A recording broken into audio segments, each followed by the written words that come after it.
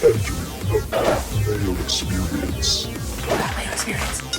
Mayo Experience. Mayo Experience. Experience. Welcome to the Pat Mayo Experience, presented by DraftKings 2022 Wells Fargo Championship Research, Picks, Preview, First Look. Got it all here for you. Reminder to play in the Listeners League. It's down in the description. There will be no Listeners League next week for the Byron Nelson. Then we're coming back in full force for the PGA Championship with a giant Listeners League, but only if we fill this one pretty quickly. So I believe there's 3,000 spots this week. So let's try to get it by like Tuesday night. That way we might get the max for the PGA Championship, which would be $100,000 of rake-free guaranteed money. Who wouldn't want that? That sounds pretty good. Not paying rake and such. And same as this tournament. There's no rake in this tournament. So please go play in that right now. FantasyNational.com/Mayo gets you 20% off. I'll be doing my walkthrough on Fantasy National today. Probably no research show next week either. I'll be away for the week. I'm actually leaving early this week, but fear not. Me and Feinberger are still going to have our pick show for this tournament. Tambo's going to join me in studio. There's no live chat, so he'll be on the DraftKings pick show this week. Plus, I got a bunch of golf banked content coming out in like 10 days time. Will Haskett, Brendan Gadula is joining me for 2 separate shows. The Custy Awards are next Monday. Challenge Fantasy. We got a ton of stuff coming up, so please sub to Mayo Media Network. Subscribe to the Pat Mayo Experience audio podcast. All that fun stuff. As we get going, it's an exciting time. Smash the like for the video while you're here as well. And shout out to our friends on Game TV Network. It's always fun to have my name pop up on people's channel guide, so thanks for tuning in.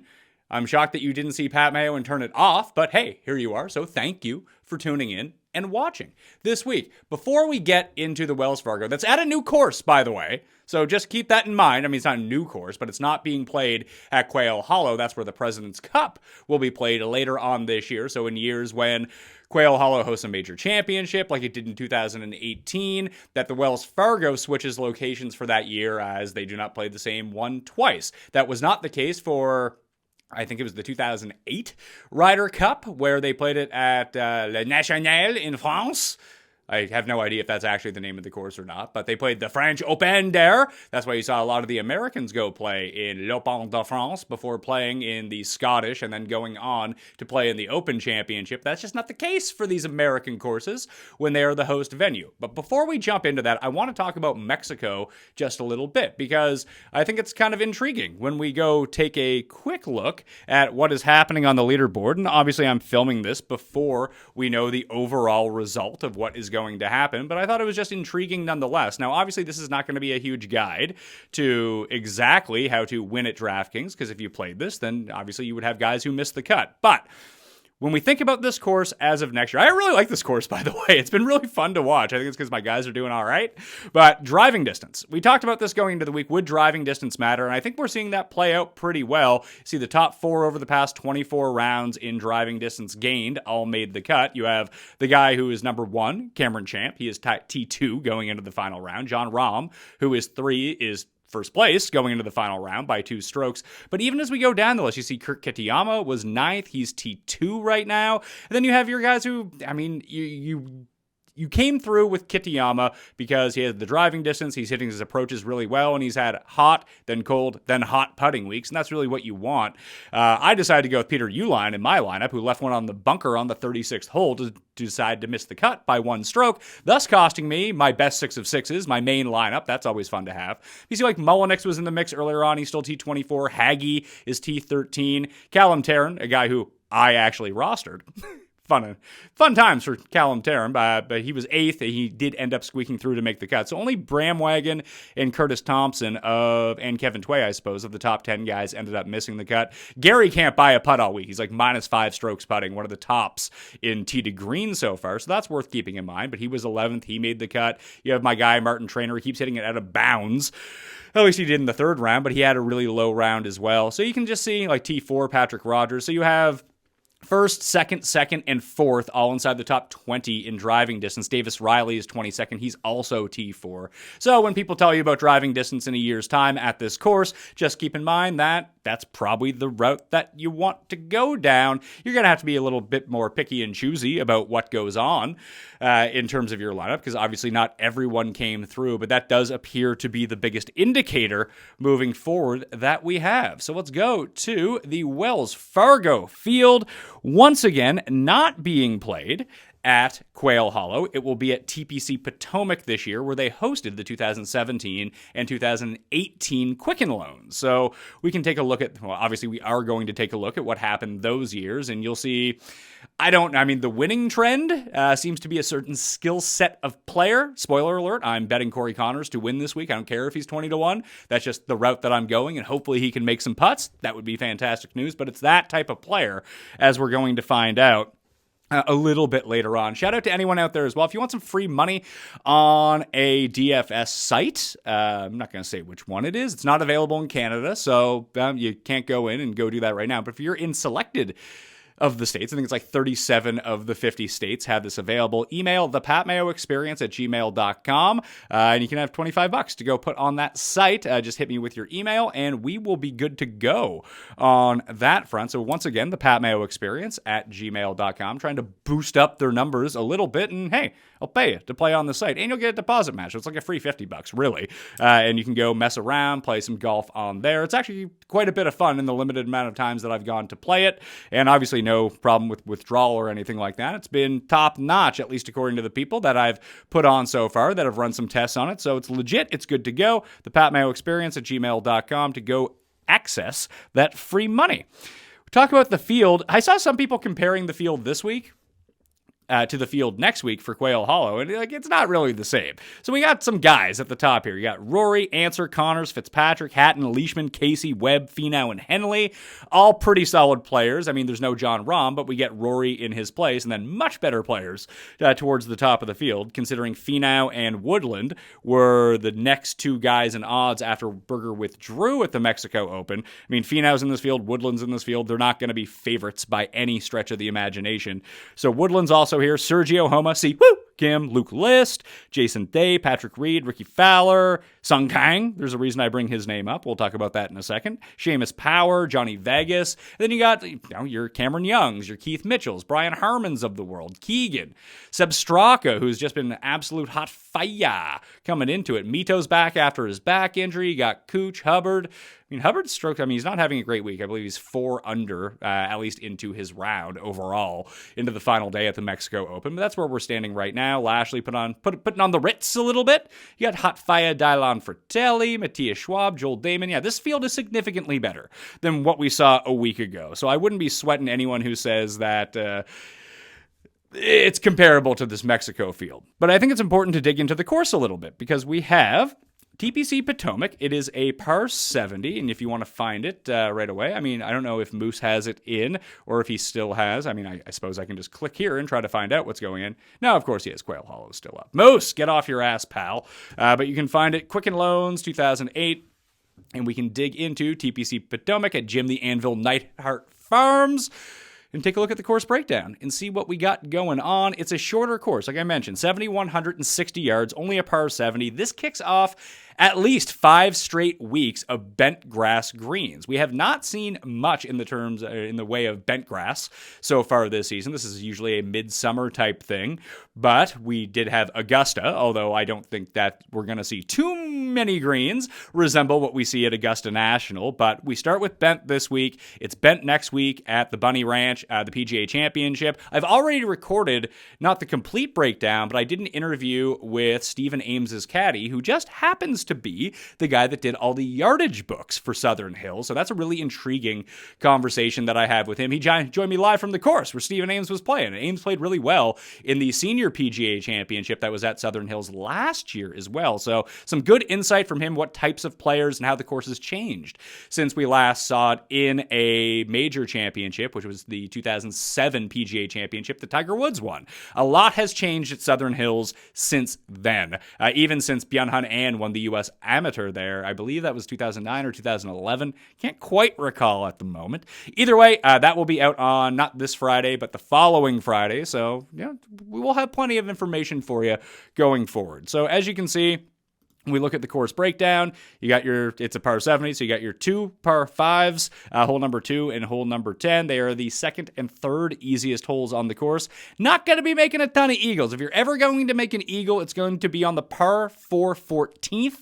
It is a 299-yard par 4. You can see a 4% eagle rate on that hole, but that's really going to be about it. You see there's 1, 2, 3, 4. I guess number 13 is pretty easy as well. That's the fourth easiest one. So you can get a nice little run here on the back 9 because number 10 is a very easy hole. Like when we sort it by hole number itself, you can see number 11 is devastatingly hard. But after that, before and after, you have the third easiest, let's see, this rated 16th, 13th, 15th, and 18th. So 10, 12, 13, and 14 is where you want to be doing your scoring. They're short par 4s or they're par 5s and a really easy par 3 that's just under 170 yards. That's really going to be where the damage is done. You can see some doubles or worse on some of these holes, though. Number 11 is going to be an absolute killer. It has over an 8% double or worse rate.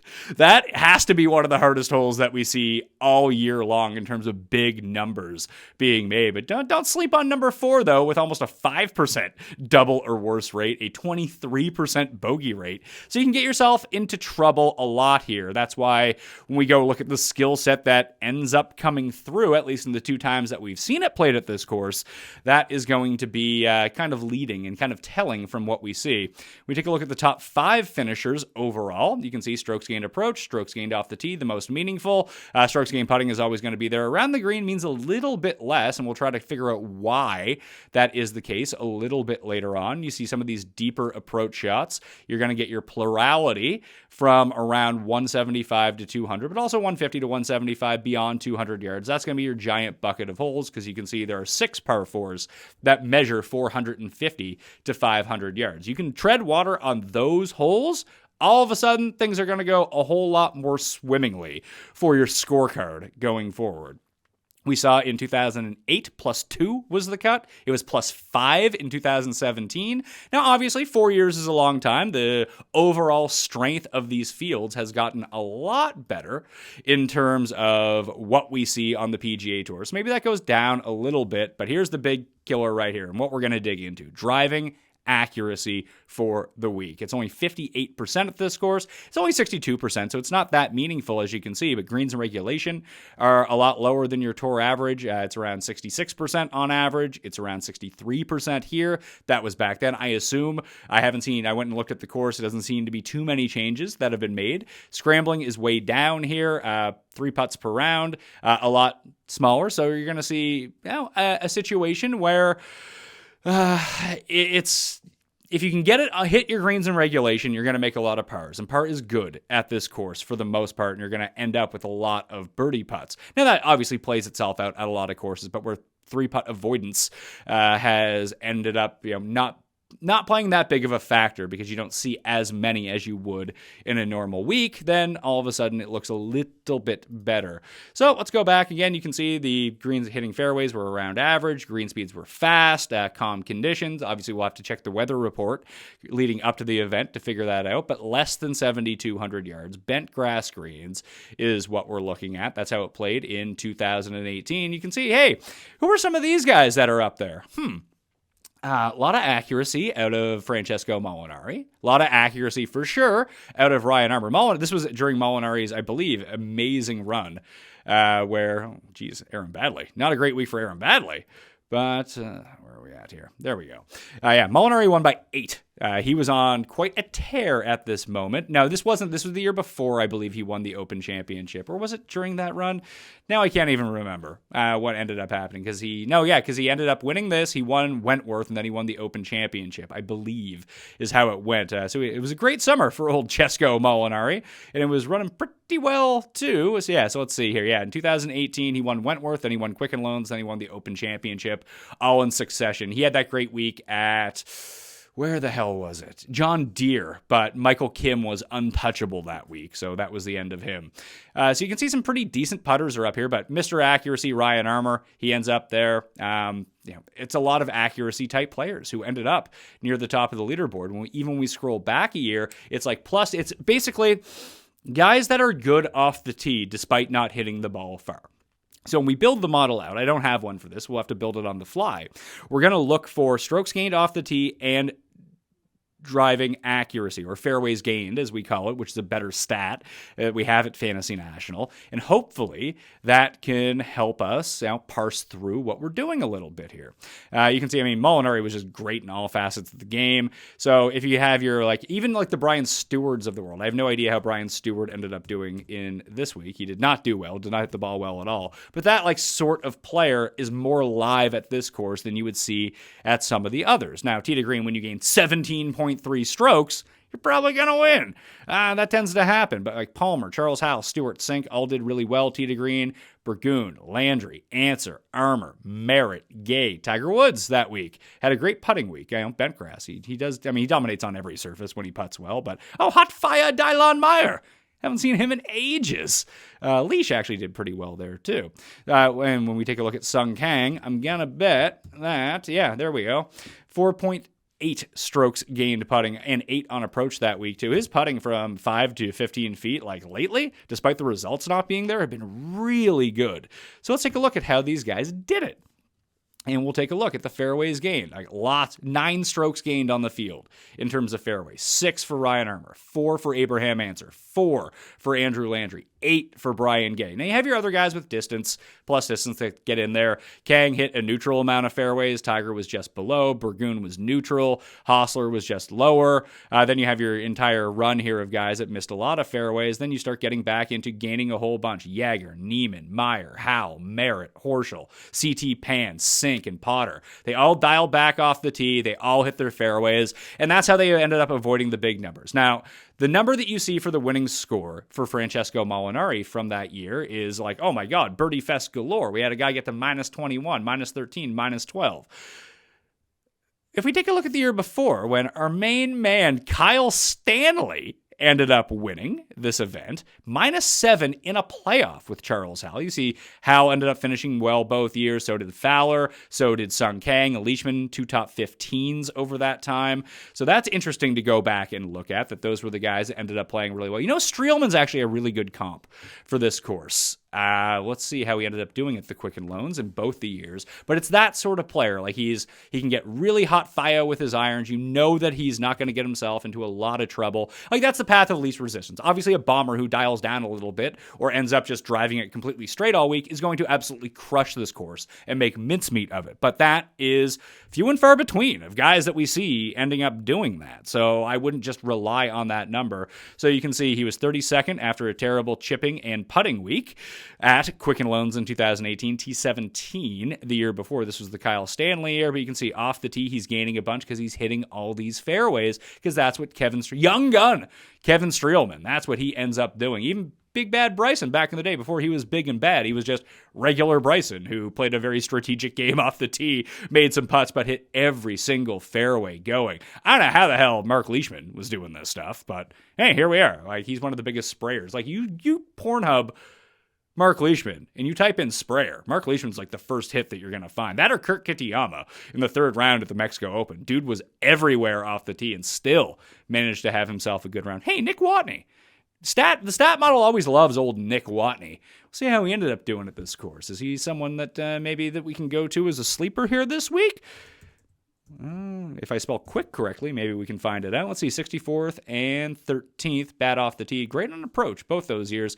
Could not make a putt to save his life in 2018, however. Not really a great run for him going forward, but yeah, Heritage should have been a better course for him. Arnold Palmer gained all the strokes putting. Honda, no idea if he played in Mexico or not. So you can see a couple guys pop up there. Another pure accuracy guy, Spencer Levine, he ended up playing. So I don't know whether it's going to play as difficult as this year when Stanley ended up winning, who is kind of, again, he's one of those ultimate, along with Connors and Molinari. Keegan Bradley, to an extent, is more this guy now than he was then. He had a lot more distance comparatively to the field back then. Kevin Streelman's another one who I just kind of harped on, that they are good off the tee. They're average to slightly above average distance off the tee, but they're incredibly accurate drivers. That's the Kyle Stanley philosophy. And as you see, how many strokes do you think that Kyle Stanley ended up game putting when he won a tournament. Oh yeah, minus 1.1 because that's what he's going to do. But he gained 13.6 strokes tee to green because he was just dynamite off the tee. He was dynamite with his approaches, and the chipping and putting were but he didn't need it because he just outstruck everyone in the ball striking department over and over and over again. So if we take a look at the fairways gained this year, you can see Hal, Fowler, and Laird. I mean, Laird was basically even, and Leishman was spraying it all around the place. Kyle Stanley ended up just gaining a ton. That's how he ended up lapping the field. Then you have the rest of the top 10. So maybe this is better for your sleepers. You take your names at this tournament, the good guys that you just assume are going to play well anywhere.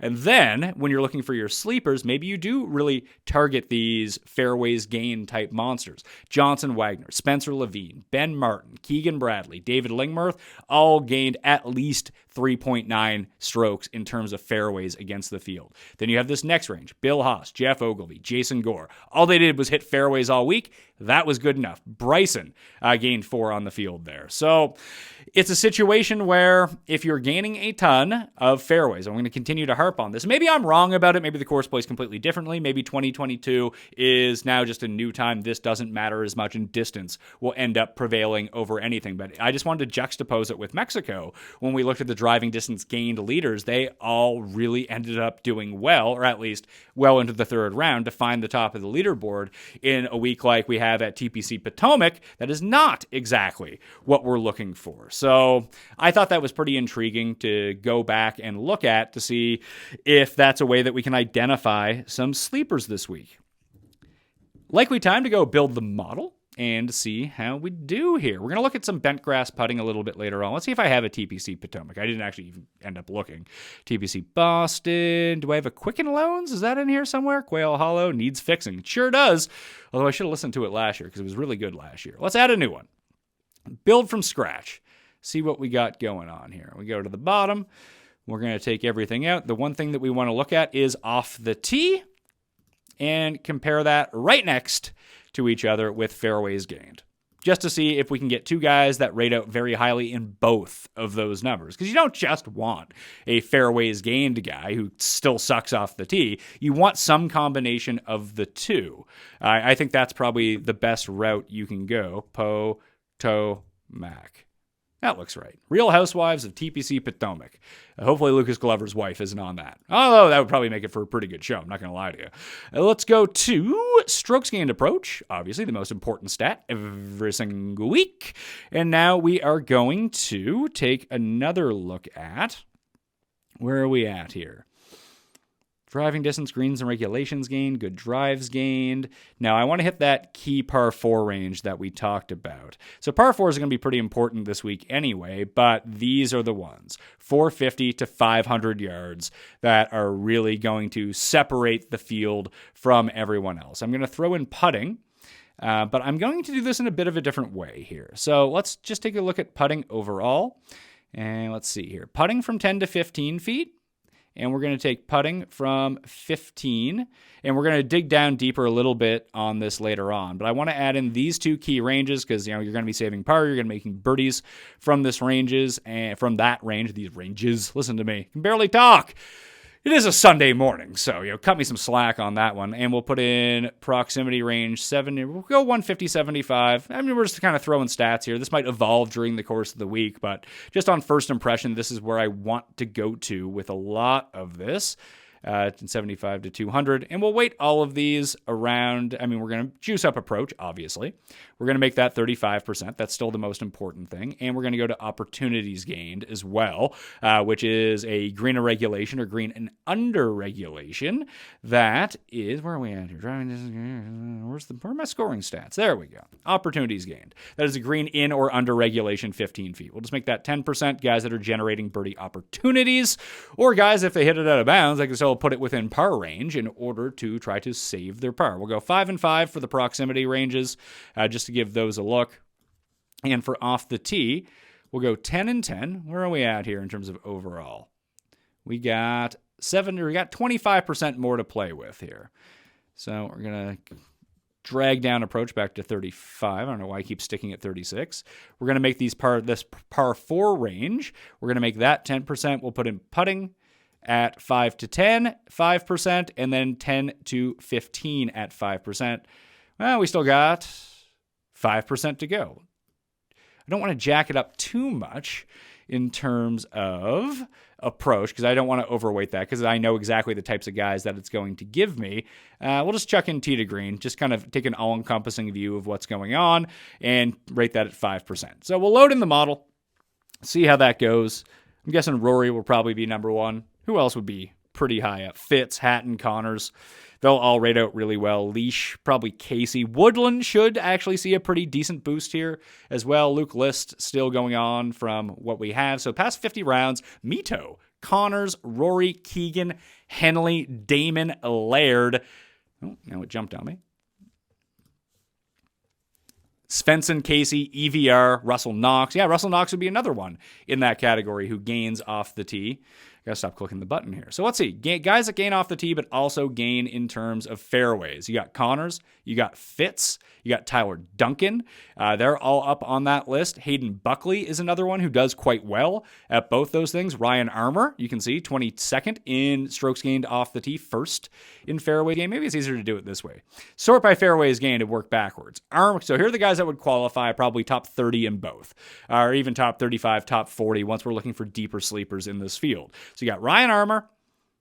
See, here's my example on Brian Stewart and Chez Reavie. They're both second in terms of fairways gained overall, but they're 97th and 134th in the field in strokes gained off the tee. Those are probably the guys you want to avoid in this situation. So T-Dunks, Laird, Herman's kind of on the fringe of that. Russell Knox works out well. Answer, Streelman, there he is. Bryce Garnett, Kadira, Joel Damon, Aaron Rye, Hayden Buckley. Who else do we got here? James Hahn. There we are. Matthew Fitzpatrick is another one. Corey Connors is another one we could potentially go to. Lee Hodges. Si Woo Kim. Ooh, I like that a lot. Si Woo Kim. So, Si Woo Kim's going to win. Easy stuff. Austin Smotherman is another one we can throw up there. The Gim Reaper kind of rates out okay in both. EVR rates out okay in both, as does Davis Riley. Alex Smalley. So now we're digging a little bit deeper here. Troy Merritt is another one. This is over the past 50 rounds. Obviously, we can shrink down this sample size to see maybe we want someone who's maybe they found something with their driver. Who knows how they found anything with their driver going forward? And maybe a shorter sample size will allow us to find players that are even deeper sleepers, potentially. Let's see here. Streelman continues to rate out really well. Laird, Armour, that hasn't changed. Adam Long, who was looking pretty good in Mexico, till he wasn't. Maybe he can rally on a Sunday. Who knows? You see Stewart still, once again, he and Austin Cook hitting fairways, but still not being able to gain off the tee. Harmon. All right. Answer. All right. Damon is losing it off the tee, but continuing to hit a ton of fairways. Hayden Buck, he's still up there. Matthew Fitzpatrick, Corey Connors continues to rate out well. Kadira drops a little bit off the tee, but still 24th. Rye drops a little bit off the tee. Henley, now he's not gaining a ton off the tee, but he is hitting a ton of fairways. This does feel like a Russell Henley course, to be perfectly honest with you. Si Woo Kim continuing to do well in both those. Matthew Smith, Brendan Steele. Okay, now we got a bit more information, finding some new guys. KH Lee, this is a TPC course. He's going to go defend his title on Bentgrass next week at the Craig Ranch, so maybe that can work out for him. Smotherman, Eric Van Rooyen, Max Homa all of a sudden now pops up, as in gaining more on his fairways. Cam Young is another one who continues to do pretty well, although he's been burning us lately. Maybe we can go back to that. Seamus Power, Kramer Hickok, JT Poston, Chase Seifert. These are all guys towards the bottom end we can look at. Because listen, we know we want to play Fitz and Rory and Hatton and Leash and all these guys. I mean, obviously we want to play them. But at the same time, if we need to round out our DraftKings rosters or try to find top 40 plays, first round leader plays amongst this whole mix. So you can see, this is what I'm talking about with Sung Kang. Look at this putting. It's the only reason he's doing well, because he's not doing well. He did make the cut in Mexico, which is good for him, I suppose, but it's been a really bad run. Probably should have seen it coming. I mean, he did miss the cut in Corrales, but did play well in Puerto Rico. That was our biggest comp course. And I think that actually did kind of come true. Obviously, the same guys didn't have the most success at both those events, but I still think that shows you pretty well what's going on in terms of the skill set that we're looking for this week. And I mean, for the Mexico Open. For this week, I mean, maybe Kang can patch something together. You can see from his Quicken Loans, 3rd and 5th in 2 appearances. The irons were great. The irons were a lot better back then at the same time, so take that for a grain of salt. But the putting has been immaculate. Mitchell, Rory, been one of the best putters from 10 to 15 feet, one of the worst in the field from 5 to 10 feet. So you got Chesson Hadley's been good at both. Twayday. You really wish that better players were good at this. Fratelli is doing pretty well in both. We'll see 5 to 10. Hatton, Straka. Hey, Morgan Hoffman's playing. Good for him. Denny's a weird one. Denny's 4th, 5 to 10, and 130th from 10 to 15. That's kind of insane to think about when we start thinking about this long term. Reed is a complete outlier because he's playing like crap in Mexico, but he's still not necessarily in the mix, but he's having a pretty good week. Lahiri's been good from both those ranges. You can see Cam Young has been putting the lights out. Top 20 from both those ranges. Bo Hossler inside the top 50 from both ranges. Tway, Seamus Power's been putting pretty well. Kramer Hickok's been putting pretty well. It'd be nice if we had like good players doing well. Poor Gary, he went the complete opposite direction. Hey, there's Matthew Wolf. He was top 25 in both those ranges. That's going to be significantly changed after this week. But the tee to green is going to continue to go up and up and up. That putting is going to take a massive dip unless he gains it all back in the final round at the Mexico Open. Jager Bombs is somewhat interesting here. I think he is having a good week in Mexico. How had he been doing coming in? 4 straight missed cuts. Okay, no finish better than T20, which was in the Bermuda. That's weird. For some reason, I feel like he has like good rounds mixed in. He was 13th in his 1 year, gained 7 strokes putting on the field that week. So maybe that's where all that is coming from. I mean, we can zoom out with this stuff too and take a look at the past 100 rounds. It's going to take a second to load itself in because now we're drawing from the past 100 rounds for, 144 players in this field. 144 players, 156 players. We haven't had a 156-person field in a really long time. We'll take a look at that fairways gained again. You can see longer-term Reevy's a little bit better. Answer is great. Streelman is great. Duncan is great. Connors is the best between those two numbers of anyone in the field. Knox, as you can see by the numbers leading into it, has been getting a lot better recently. Jim Herman, Joel Damon. Damon's probably worth a look here if he can make a few putts. Fitzpatrick does this really, really well in terms of the driving. So does Siwoo, KH Lee, Hayden Buckley, once again, another one that pops up. And we take a look at the 5-foot putting over time. We'll see how Denny McCarthy rates out. You can see that long term. So this is something that I talk about Brandon DeGula with. And the whole segment is on, can you predict putting? And realistically, 5 to 15-foot putting is the most important. That has the biggest impact on win probability of anyone. Is it predictable? So long-term, Denny is great from 10 to 15 feet. Over the past 100 rounds, he's awesome. He's 13th in this field. However, when we zoomed into the past 24 rounds, he was one of the worst guys in the field from that range. Does that mean he's going to reverse normalize and actually go back to being a great putter once again? I think that's probably what it's telling us. That doesn't mean it's going to happen this week, obviously, but it's somewhere to look at. You can see Brian Harmon kind of rates out really well for exactly what I'm looking for here too. Top 15 in both of the key putting ranges, 18th in fairways gained, and 34th in strokes gained off the tee. Former winner of the Wells Fargo Championship. That was the year at Eagles Point when the PGA Championship was at Quail Hollow. So don't get that confused. The Wells Fargo Championship that wasn't at Quail Hollow the year of the PGA Championship was not at TPC Potomac. The Quicken Loans is where that was. We get to guess the odds a little bit later on. We're going to find out that I think that Rory is going to have weird overvalue in the betting market. Now, he's going to be the favorite because he's Rory and he's the best player in this field coming in and overall, but he's going to get Wells Fargo cred because it's the name of the tournament, and he's won at Quail Hollow 3 times in his career. Just this isn't at Quail Hollow, but most people aren't going to realize that when the books open, so that will end up getting adjusted over time. How many players are in this field? Let's see here. Field size 156. Wow. It's going to be a tough week of 6 of 6 trying to get through the cut line here. Long term, let's see who the best are on these hard holes. Konos. All right, Day, Connors. Day is another one who's won at Quail Hollow, but not here, obviously.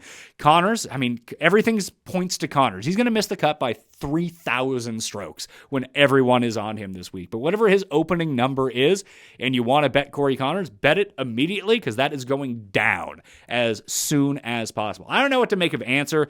He made the cut in Mexico, but he still does not look right. But I can see my card being like Connors, Hatton, maybe not Hatton, Connors, Cam Young, Fitzpatrick, that kind of thing. I head off to Europe on Tuesday night, so I'm going to have to get in these pretty early on, but we can see. And even when we juxtapose this with putting, that's what makes Corey Connors more impressive. You see, he's not a disaster putting from in close. And of course, that diminishes three putts in general. That's probably good for him. So that is worth keeping an eye on. Keegan plays these really well. Hatton plays these really well. The Gim Reaper, Rory, Cam Young, Luke List does pretty well, although he's a disaster from that key putting range that we talked about. Matthew Wolff has played them well. I mean, I'm putting Damon on the short list. I don't know if I'm going to bet him, but things seem to be going pretty well for him and what I want to see. Armour, strangely enough, is another one. Seamus Power, I think it's time to put him back on the radar. You know that Max Homa is going to be overvalued, so he just is because he's so popular amongst people who bet on golf. But if you get a good number on Homa, not a terrible time to go after him. Another winner of the Wells Fargo Championship in the past, but again, not at this course. Man, Webb's putter was horrible at the RBC Heritage. Interesting stuff. So those are the guys that just generally rate out pretty well this week. That's how I'm choosing to look at it for the moment. But there are some other things that I kind of want to look into as well. Primarily, let's just go back and take a look at strokes gained overall. I want to take a look at Bentgrass Putting. And let's see if we can identify some players who, let's say, passed 36 rounds on each of them. Maybe that's not enough. Let's go past 50 rounds. I know this is going to draw from way too big of a sample, but I do want to see over time guys that maybe are a little bit better. So here's what we're going to do. We're going to go to our putting stats, and this is a way that you can utilize the mixed condition model. And frankly, the mixed condition model is probably better than the overall model if you're really trying to hammer down on things like, hey, who's the best at 7,200 yards? Maybe we'll take a look at that too on courses that play a little bit shorter. But I want to switch over to strokes gained putting for a second, because I want to see the discrepancy to see if we can find some outliers, guys that are just better on bent grass than they are overall.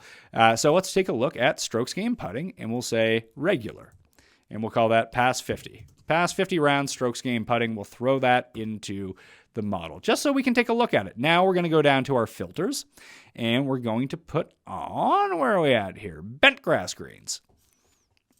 And now we are going to re-add strokes gained putting into the model, but we're going to call this past 50 bent and see if we can find some massive outliers either way as it pertains to guys that might be able to do pretty well to the green. Oh yeah, apologies for this. This was a stat provider problem that we had with the PGA Tour this week. It sucks, I know, for anyone who wanted to play Showdown.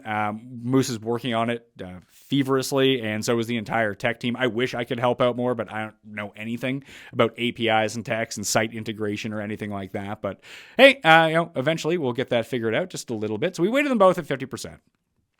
But really what we want to do is just, it doesn't matter what the weights are. We just want to take a look at who the best putters are and juxtapose them with playing on bent grass greens. So you can see Hostler, good on both. Mackenzie Hughes, good on both. Mackenzie Hughes is actually the best bent grass putter in the field. Martin Trainer takes a huge dip. He's first in strokes gained putting overall, 59th on bent grass. So what we really want to see are guys that maybe flip the other way. Lucas Glover, much better on bent. Trey Mullenix, better on bent.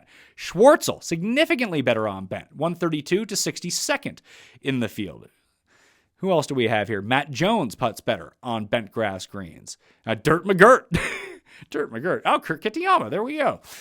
Let's see here. Paul Baljean is another one. 106 overall, 36th on bent grass. Gaining it's not a ton of sample from Paul Baljean, but he does gain 0.5 per round on bent grass. Here's a big jumper, Ben Martin. We always call him Bermuda Benny, but apparently it's bent grass Benny when we look at it. Finau goes from 88th to 39th on bent grass. KH Lee, better on bent, marginally, so is Jonas Blixt. Now let's try to find some real outliers. Jim Konos, way better. Cameron Davis, 75th normally, 13th on bent grass greens. Bo Haug from 69th to 22nd. Stuart Sink better on bent as well. Curtis Thompson better on bent. Austin Cook better on bent. Here's a huge jump. Andrew Putnam, 58th to 6th. Jason Day, 56th to 11th on bent grass greens. You can see some of the guys go the other way, like Damon's a lot worse. Davis Riley is significantly worse. Not a huge sample. Webb Simpson has been getting better on bent grass greens overall, so that's interesting to see. Keith Mitchell's right around the same. We always thought that he had a proclivity for Bermuda grass, but apparently that is not the case. Seb Straka goes from 38th to 23rd. Abraham Answer, 31st to 5th on bent grass. Dylon Wu goes the other way. Cam Young goes way the other way. So does Hickok. So does Kadira. Brandon Wu is another one who goes the other way. Sung Kang, despite the fact that he has putted well at this tournament, 19th in strokes gained overall, 94th. And maybe we need to shrink down our bent size. There's many ways that you can play this. I suggest that you go mess around with it. Zach Johnson and Rory get a huge bump on these types of greens. So do Pat Perez and Patrick Reed. Johnson Wagner is just good at putting overall. Leishman, way worse on bent than he is just overall. That's really interesting to see. He's a 9th overall, 112th on bent grass greens. So that's probably worth noting. Trainer, I mentioned, is someone who drops significantly. No one else like Kuchar goes from 5th to 24th. That's not that. That's like within the range that you would expect. Hatton drops quite a bit, and so does Fitz. Fitz goes from 17th to 64th.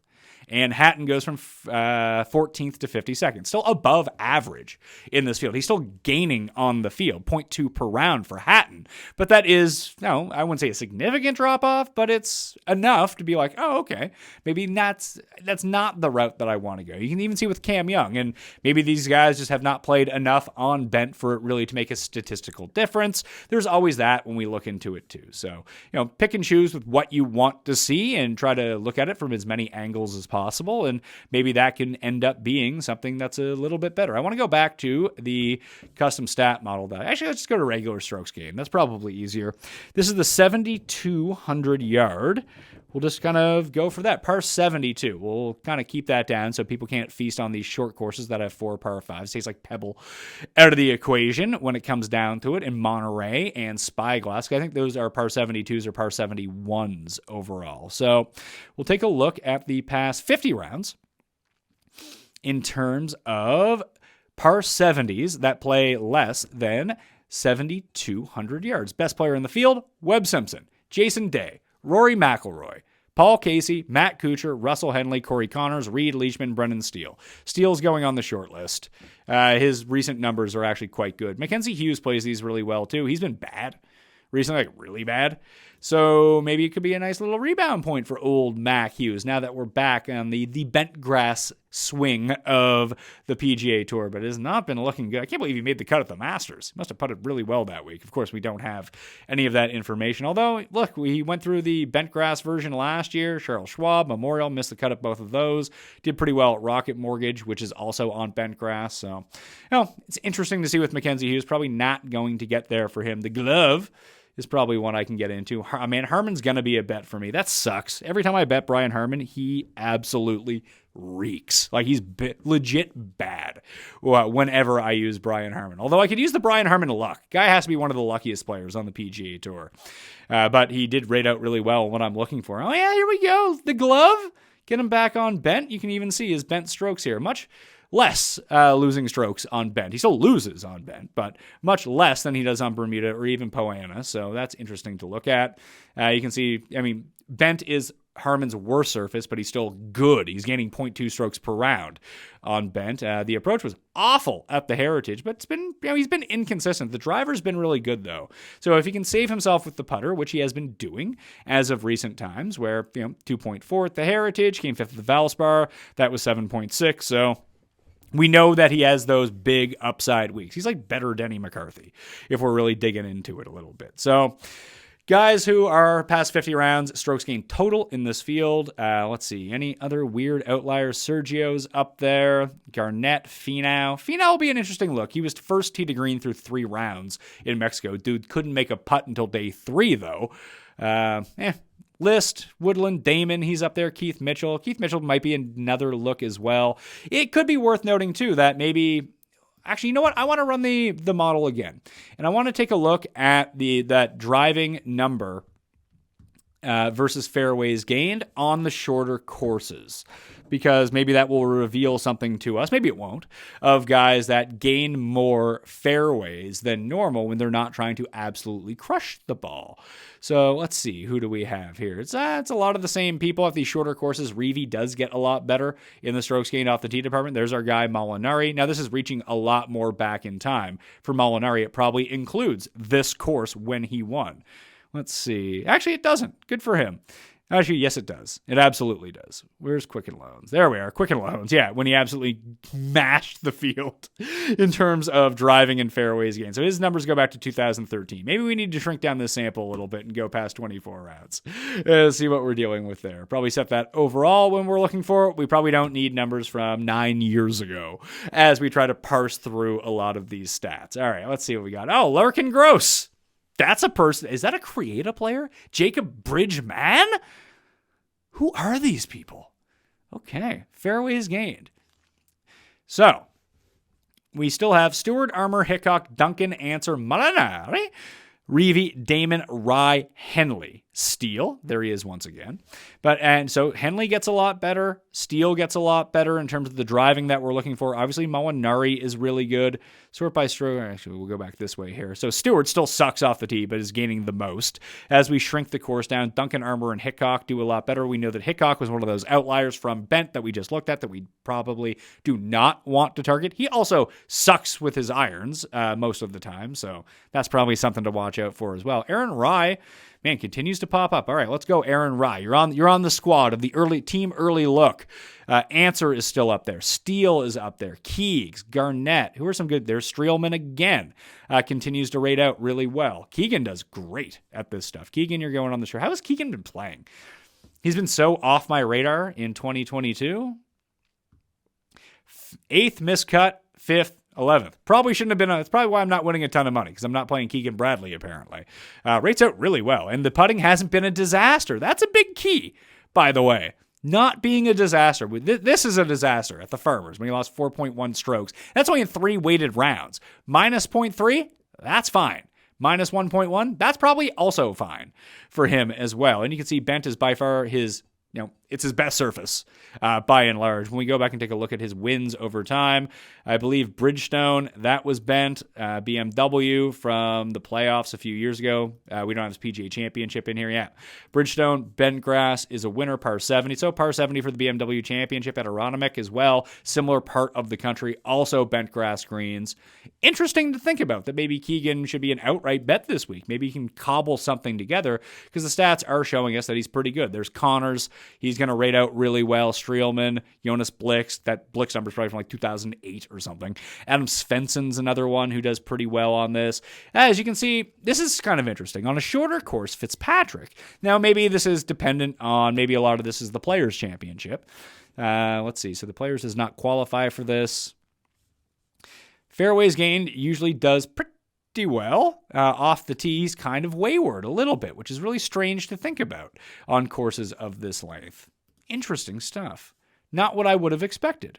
And we'll see, let's see, the 175 to 200 bucket. Leishman's the best. Mac Hughes, Smalley, another one. Smalley's going on the short list. He's just been playing too good at golf to really overlook at this point. You can see that's the money range for Bo Hostler as well, the money range for Mito Pereira. So there's many different ways that we can look at these and try to parse through. You can almost get stats to tell you whatever you want them to tell you. So you have to keep that in mind too when you're looking through everything. But I think this is just a very interesting way to go about trying to research a tournament that we haven't seen in a really long time. So I think we should guess the odds for the Wells Fargo Championship. I think that Rory is going to be the favorite as a 3-time winner of this event, albeit not at this course, which people, again, are not going to realize right off the hop. I'm going to make Rory 10-1. He might even be shorter than that if he gets that event history bump going into it. Who is second? Is probably a pretty good question here. You can make a case for a lot of guys. So you have Connors, Answer, Fitz, Hatton, Leishman, Casey, Webb, Finau, Henley, and Harmon. Based on DraftKings Sportsbook odds, it's probably going to be Russell Henley. I guess if Cameron Tringale's in the field, it might be him too. But I'm going to say it's probably Fitzpatrick, and we'll call Fitzpatrick 16-1. Call Hatton 20-1, Connors 20-1, Answer 22-1. Casey 25, Leishman 25. Webb, they've been dangling 30s. Henley will call 25-1. Finau, call him 28-1. Ugh, that's not great. Those don't sound right. I guess it all depends on where Rory gets priced and then who gets bumped down from that next tier. So Rory 10, and then you would have like Fitz, Hatton, Answer, Connors, Leishman, Casey, Henley, all in that like 15 to 25 bucket. Different sites are going to have different odds on this kind of thing. So, go to DraftKings Sportsbook. They've been pretty good at the top end by overvaluing a favorite, thus pushing that like 2nd to 15th player down the board a little bit. That's been their money range if you've wanted to bet with them recently. And then you're going to have like Harman, Woodland, Sergio, Homa. See, Kim, they're all going to be in the 35 to 75 range. Day, Reed, Fowler, Kang, Power, Vegas. Who else are we throwing on this list? So Harman's going to be a check. Smalley's going to be a check. So I favorited 8 guys. Who do we got here? Smalley, Keegan, Rye, Power, Damon, Harman, Steele, and Keith Mitchell were the 8 guys that I put stars through as we went through this exercise as potential outrights, potential sleepers. Obviously, this is all going to be price dependent on how they come out at the odds books and what their pricing is on DraftKings. But again, very intriguing to go look at as maybe we catch some good value on these guys. And I will be betting Corey Connors. Down in the description, I want to know your early lean for winner. For me, it's Corey Connors. I am betting Corey Connors this week. Probably going to be a pretty small card because I'm leaving before Wednesday and I won't have all of the information. So probably just outrights, probably very few each ways unless someone is just hilariously down the board that I want to go with. But that's what I'm seeing. For TPC Potomac, the Wells Fargo Championship, we hope we can have a big week. If you want to do the walkthrough, look for your own stats, make your own models, fantasynational.com/Mayo will get you 20% off. I won a showdown contest for USFL this week. I've been printing on USFL, all because of runthesims.com. I just go hit optimize. Takes me like 3 minutes to optimize, export, upload, and pick my contests on DraftKings. It's been a real revelation, really saving my bankroll. I'm going to have a lot to fire here at the PGA Championship in a few weeks, especially, I don't know if they have DraftKings available in France, so maybe I have to take the week off at the Bunny Ranch. Probably a good week to take off anyway. I don't know. But that will do it for me. So runthesims.com/Mayo, get you 10% off those USFL projections, by the way, if you want to jump into that. Maybe I was 3rd in the early game, then I was 1st in the late game. We'll see how Sunday goes. Hopefully I can continue to do well. That's after 3 second-place showdown finishes the week before with the same exports on runthesims.com for USFL. No one gives a shit about the USFL, me included. I'm not watching this stuff. I woke up in the morning and won a showdown contest. Never won a showdown contest before. It was a 7-way split, but still, I like coming in first. That's nice. Maybe I can parlay that through a little bit to Quail Hollow after all this research. So thank you all for watching. I'll see you next time. Mayo experience! Experience!